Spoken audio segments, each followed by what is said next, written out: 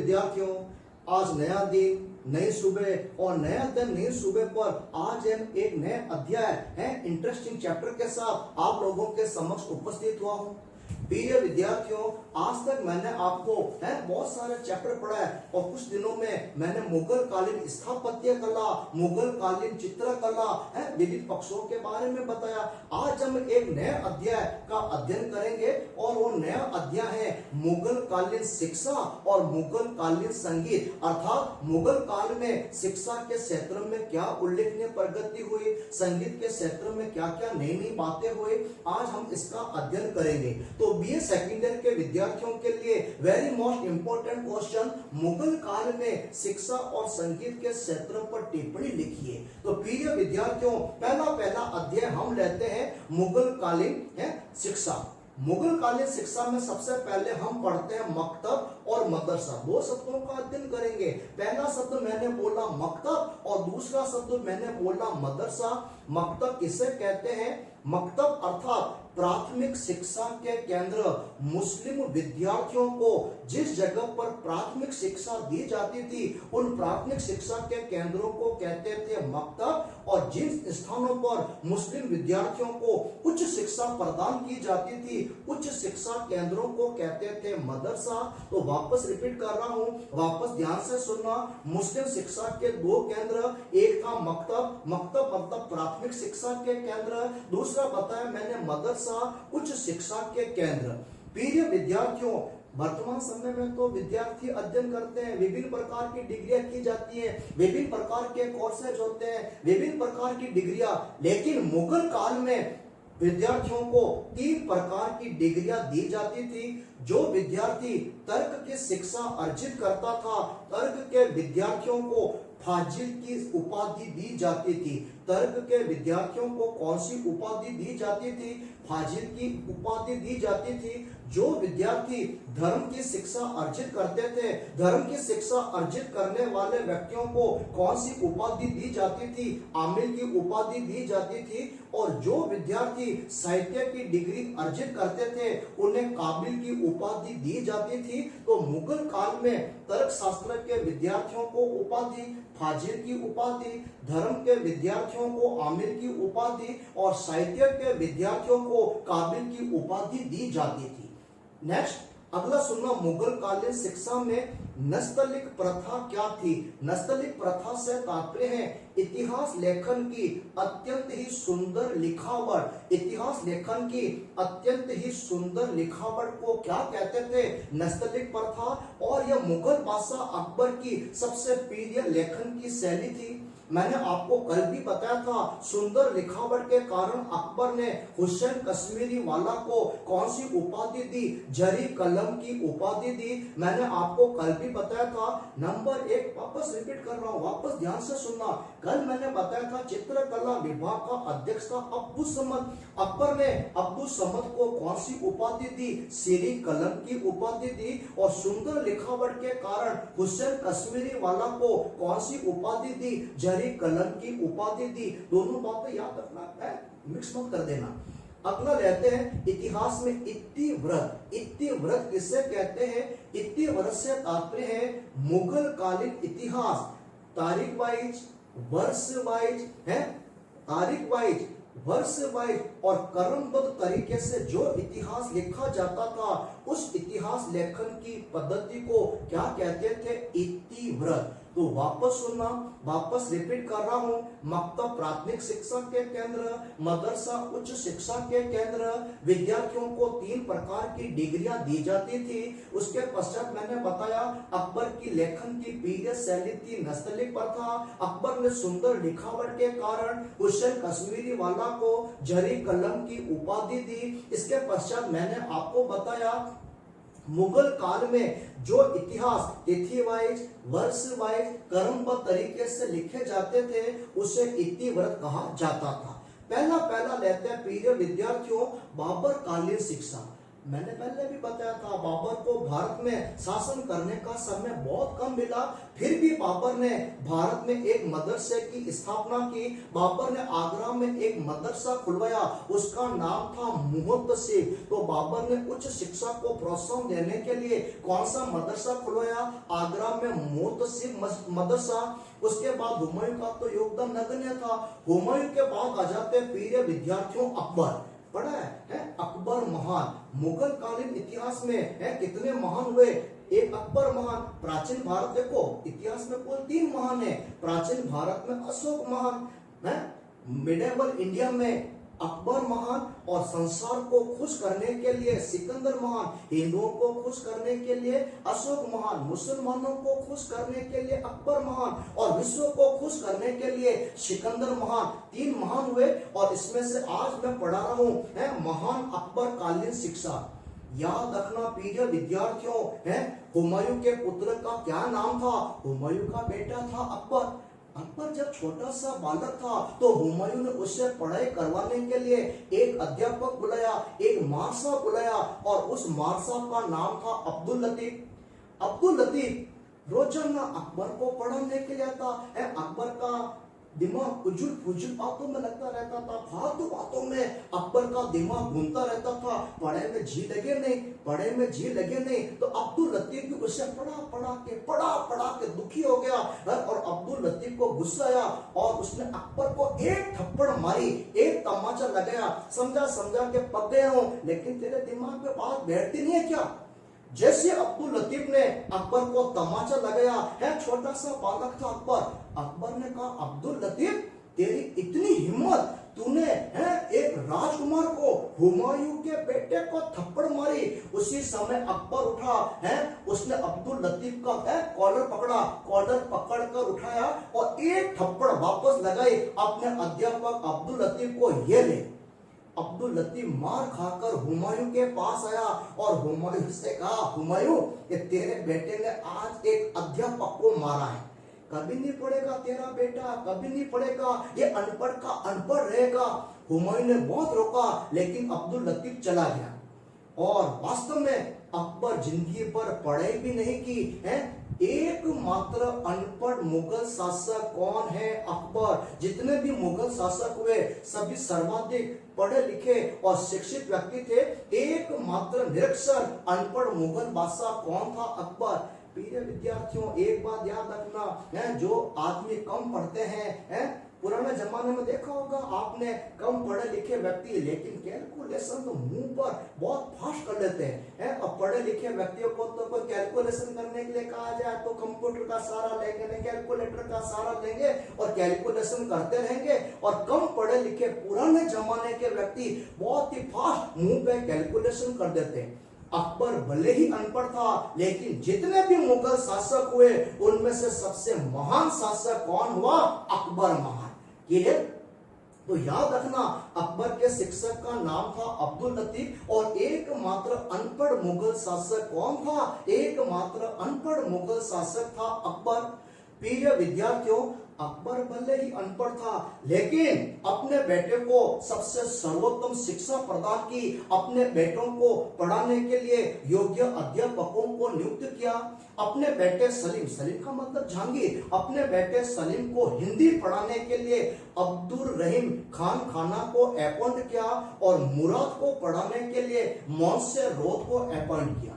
प्रिय विद्यार्थियों, अकबर ने शिक्षा को बढ़ावा देने के लिए फतेहपुर सीकरी में एक मदरसा खोला, और हमीदा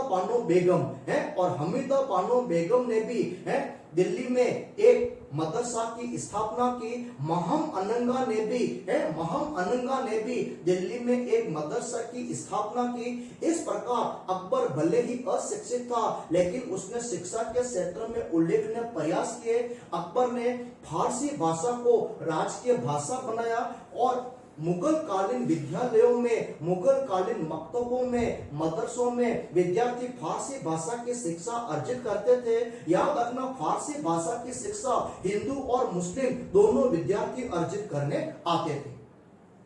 अकबर के बाद आ जाते हैं प्रिय विद्यार्थियों जहांगीर कालीन शिक्षा। जहांगीर में केवल एक ही पॉइंट याद रखना, जहांगीर ने एक नियम बनाया। जहांगीर ने शिक्षा को बढ़ावा देने के लिए एक नियम बनाया, यदि मेरा कोई सरदार, यदि मेरा कोई अमीर बिना कोई वारिस, बिना कोई उत्तराधिकारी छोड़े मर जाता है, उसका कोई वारिस नहीं, कोई उत्तराधिकारी नहीं है, तो उसकी संपत्ति जब्त कर ली जाएगी। और जो संपत्ति जब्त कर ली जाती है उसका 1/4, 1/4 भाग शिक्षा के विकास पर व्यय किया जाएगा। उसके बाद ले लेते हैं शाहजहांकालीन शिक्षा।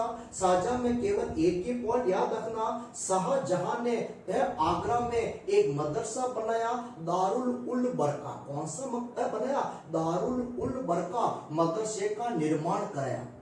औरंगजेब कालीन शिक्षा, मैंने तो आपको पहले भी बताया था, औरंगजेब कट्टर सुन्नी मुसलमान था, उसने केवल शिक्षा को ज्यादा औरंगजेब ने बढ़ावा दिया ही नहीं। औरंगजेब का एक ही प्रयास था, मुस्लिम शिक्षा को बढ़ावा दिया जाए और हिंदू शिक्षा को समाप्त किया जाए। औरंगजेब का एक ही प्रयास रहा है, हिंदू की पाठशालाओं को समाप्त किया जाए, हिंदुओं की विद्यालयों को समाप्त किया जाए, और उसने ओनली फॉर इस्लाम की शिक्षा को बढ़ावा दिया। औरंगजेब की शिक्षा केवल धार्मिक शिक्षा थी। अकबर में एक बात याद रखना, अकबर ने शिक्षा का नया पाठ्यक्रम भी लागू किया था। अब अकबर ने कहा इस्लाम की शिक्षा तो प्राप्त करो, लेकिन साथ ही साथ अकबर ने अपने नए शैक्षणिक पाठ्यक्रम में कृषि की शिक्षा लागू की, गणित की शिक्षा लागू की, विज्ञान की शिक्षा लागू की, और इस्लाम धर्म के साथ साथ धर्मेतर मतलब धर्म से हटकर शिक्षा भी लागू की। और औरंगजेब ने ओनली फॉर इस्लाम धर्म की शिक्षा को बढ़ावा दिया। यह था प्रिय विद्यार्थियों मुगल कालीन शिक्षा। मुगल कालीन शिक्षा में आप याद रखना, मुगल कालीन विद्यालयों में, पाठशालाओं में स्त्री मतलब कन्या, स्त्री और पुरुष मतलब लड़के दोनों साथ साथ मिलकर शिक्षा अर्जित करते थे। और मुगल काल में स्त्रियों की शिक्षा से अलग से व्यवस्था नहीं थी और स्त्रियों को शिक्षा कम दी जाती थी, लेकिन फिर भी जितनी लड़कियां शिक्षा ग्रहण करती थी, लड़के और लड़कियां एक साथ मिलकर ही शिक्षा अर्जित करते थे। यह था प्रिय विद्यार्थियों मुगल कालीन शिक्षा। तो कहने का तात्पर्य है मुगल काल में शिक्षा की व्यवस्था अच्छी थी, शिक्षा की व्यवस्था पर्याप्त थी, और उस युग के हिसाब से विद्यार्थियों को समुचित शिक्षा दी जाती थी। अगला अध्याय ले रहा हूं प्रिय विद्यार्थियों मुगल कालीन संगीत। छोटा सीखिए, ज्यादा बड़ा नहीं है। मुगल कालीन संगीत में पहला कर दो बाबर कालीन संगीत। बाबर में केवल एक ही पॉइंट याद रखना, बाबर संगीत का महान संरक्षक था और उसने संगीत को बढ़ावा देने के लिए अथक प्रयास किए। हुमायूं कालीन संगीत, हुमायूं में केवल एक ही पॉइंट याद रखना, हुमायूं के दरबार में बच्चू नामक महान संगीतकार रहता था। कौन रहता था? बच्चू नामक महान संगीतकार हुमायूं के दरबार में रहता था। अब आ जाते हैं अकबर कालीन संगीत। प्रिय विद्यार्थियों अकबर महान संगीतकार भी था और संगीतों का आश्रयदाता भी था। याद रखना प्रिय विद्यार्थियों, खुद अकबर एक कुशल नकारा वादक था। उसके दरबार में 36 प्रकार के संगीतज्ञ रहते थे। अबुल फजल नाम सुना होगा। अकबर के दरबार में एक महान विद्वान, एक महान इतिहासकार था अबुल फजल। अबुल फजल का भाई का नाम सुना होगा फैजी। अकबर का दरबारी कवि कौन था? फैजी। अबुल फजल और फैजी के पिता का क्या नाम था? शेख मुबारक। ये कहाँ के रहने वाले थे? राजस्थान के नागौर के रहने वाले थे। अकबर का एक इतिहासकार था अबुल फजल। अबुल फजल लिखते हैं अकबर के दरबार में कुल 36 संगीतज्ञ रहते थे। इसमें से सबसे प्रमुख कौन थे? अकबर के समय में कितने संगीतज्ञ थे? 36 संगीतज्ञ। और इनमें से सबसे प्रमुख संगीतज्ञ कौन थे? नाम सुनो का तानसेन, बाज बहादुर, बेजू बावरा। ये अकबर के समय के महान संगीतज्ञ थे। पहला लेता हूं मैं हरिदास। अकबर के शासन काल के एक महान संगीतज्ञ थे हरिदास। हरिदास कभी भी अकबर के दरबार में नहीं आए, कभी भी अकबर से संपर्क नहीं किया। और हरिदास किसके गुरु थे? हरिदास महान संगीतज्ञ तानसेन के गुरु थे। अकबर ने हरिदास से बहुत आग्रह किया, अरे हरिदास जी आप महान संगीतज्ञ हो, मैं आपके संगीत की बहुत मानता हूं, ऐसा करो आप मेरे महल में आइए। लेकिन हरिदास ने साफ मना किया, मैं कभी भी आपके महल में नहीं आऊंगा। और अकबर हरिदास जी का संगीत सुनने के लिए खुद उसकी मकान में गया, उसकी कुटिया में गया और वहां पे जाकर संगीत का आनंद लिया। ऐसे महान संगीतज्ञ थे हरिदास जी। हरिदास जी के शिष्य का नाम था तानसेन। अकबर के दरबार के प्रमुख संगीतज्ञ कौन थे? तानसेन। याद रखना विद्यार्थियों, तानसेन का वास्तविक नाम क्या था? तानसेन का वास्तविक नाम था रामतनु पांडे। तानसेन अकबर के दरबार में आने से पूर्व रीवा मध्य प्रदेश में है। तानसेन अकबर के दरबार में आने से पूर्व रीवा के बाबा रामचंद्र के दरबार के महान संगीतज्ञ थे। अकबर ने जब तानसेन के संगीत के बारे में सुना, रीवा के बाबा रामचंद्र से रिक्वेस्ट की, प्लीज तानसेन को मेरे दरबार में भेजो। और उन्होंने भेज दिया। तानसेन अकबर के दरबार में आया और प्रसिद्ध संगीतज्ञ के रूप में विख्यात हुआ। प्रिय विद्यार्थियों, तो रामतनु पांडे अर्थात तानसेन किसका शिष्य था? हरिदास जी का शिष्य था। इस प्रकार तानसेन महान संगीतज्ञ थे। और अबुल फजल कहता है, तानसेन जैसा संगीतज्ञ पिछले हजारों सालों से पैदा नहीं हुआ। अबुल फजल लिखता है, तानसेन जब संगीत गाता था तो ऐसा लग रहा है कि मूर्तियों की आंखों में से पानी निकल रहा है, आंसू आ रहे हैं। ऐसे महान संगीतज्ञ थे तानसेन। अकबर के दरबार में एक अन्य संगीतज्ञ था मालवा का बाज बहादुर। मालवा का बाज बहादुर अकबर के दरबार का प्रसिद्ध संगीतज्ञ था। और अकबर के समय में एक और संगीतज्ञ का नाम सुना होगा, बेजू बावरा। क्या नाम था? बेजू बावरा। लेकिन बेजू बावरा अकबर के दरबार से संबंधित नहीं थे। हरिदास जी की तरह वो कभी भी अकबर के दरबार में नहीं गए। वो अपने ही मकान में, अपनी ही कुटिया में संगीत का गायन करते रहते थे। और अकबर उसके संगीत से बहुत ही प्रभावित था।